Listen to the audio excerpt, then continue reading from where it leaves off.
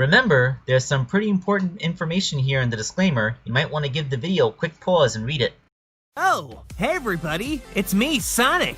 Sonic the Hedgehog! Just here to remind you that if you haven't already, make sure to hit that like button. And for even more amazing customs, don't forget to subscribe to Wake Angel 2001! Because between you and me, they're way past cool!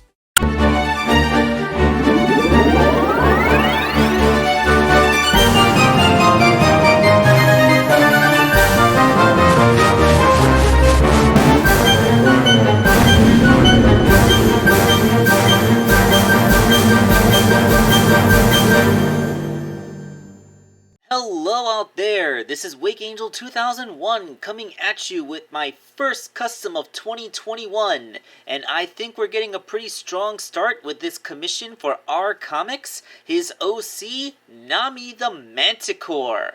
Now isn't that a lovely creature? You know, when I first saw her, I thought that she might have been a succubus because of the horns and the wings, but then I saw that scorpion tail back there and like, oh no, there's only one thing that this could be. And isn't this just fun? I mean, there are so few Sonic OCs that are mythological creatures, and of the few that are, I never would have expected that anyone would go with Manticore. You know, like, it's just like, it's a lot of syllables, and I'm pretty sure people didn't even really think about them too much before My Little Pony made them popular. And, well, you know, it's like, just look at her. Like, does anything about the description of a manticore really scream, this can totally be a sexy monster girl? I mean, it's part lion, part scorpion, part bat. Like, it's supposed to be like a terrifying amalgamation of all the things that humans feared. And, yeah. Anyway, let's go make this cute little character that's based off of such a terrifying mythological entity. So, the base figure, as usual, is a Mega Construx Dr. Halsey. This time, the feet come from Blaze the Cat, although 3D printed based off of her model as usual. The gloves are Rouge's, specifically a variant of Rouge from Sonic Force's Speed Battle, her Elite Agent Rouge costume. And the heads is a Forces avatar, you know, the rabbit without ears printed, but I asked Corey to modify it slightly so that it would have the eyes, you know, those half-lidded, sultry-looking eyes like what Rouge the Bat has. So, like, I wanted to see if we could get those kinds of eyes on a more blank, round head so we don't have to worry about hair points or ears or anything like that. Speaking of which, let's begin the process with the head. This time, I wanted to see if I could stick this head onto the ball joint using Dr. Halsey's original head, which would ostensibly give it more range of movements than just, you know, shoving a head all the way down onto the shoulders of it, which would turn a perfectly good ball joint into a swivel. So this is the Dr. Halsey head shaved down until there's nothing left in there but the ball joint itself. And then I drilled into the figure's head to make a cavity large enough to stick this thing inside. So, you know, that'll give the figure a little bit more neck than what we're used to seeing in Sonic characters. But, you know, given the reference artwork, I think that R Comix would actually like the longer neck. So we're going to see how that plays out. Sculpting the head is something that I had to go through several waves. First, covering up the scars from the 3D printing as always, and making her big old horns. And then once the horns had stabilized, I was able to make the ears, and then the hair, starting with the front. And I had to wait for all of that to stabilize before I could do the hair on the back. Now, Nami has like really huge knee-length hair going on, but R Comix told me to make her hair shorter because he had the foresight to realize that making truly accurate hair would make the figure totally top heavy, and it would also interfere with the articulation of the arms and legs and head and stuff. So, you know, smaller but still accurately shaped hair to, you know, preserve articulation. These are the kinds of compromises toy makers have to think about. And yeah, once everything was done, yes, this is a head sculpting process that took 3 days to accomplish. Thank you very much.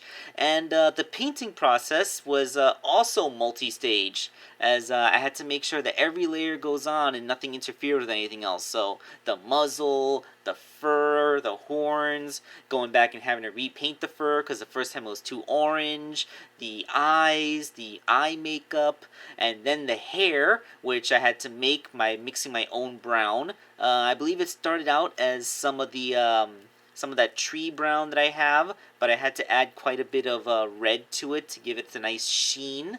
I didn't want that whole faded look that my last brown character had. And yeah, we got us a head.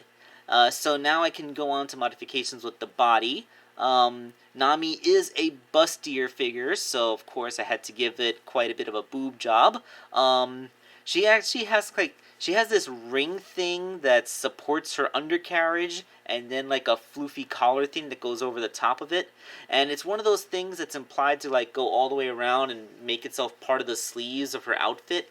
Of course, I left the arm parts separate because, like the figure has to be able to move its arms. But this was one of my most proud portions of the customization, the tail. Yeah, like the tail is a scorpion tail, so it's multi-segmented. So I went to Michael's and bought myself some of these wooden beads. I stuck 7 of them onto the twist tie from... Well, this is just an ordinary twist tie. Like, think what you use to hold a loaf of bread closed. It's kind of that, except, like, purchased separately. So with 7 beads, 6 of them would be the tail, and the 7th would be the base for the scorpion stinger. And the end result is an articulated, movable tail that hangs off the back of the figure. Sticking the busty part onto the hippie part, we get Nami's, torso and upper body. So, that's all well and good. The arms, as you can see, this is where the floof right on the biceps for the floofy part of her top, along with the puffy part of her sleeve and the glovey part of her gloves. I am just making up all the baby words, aren't I?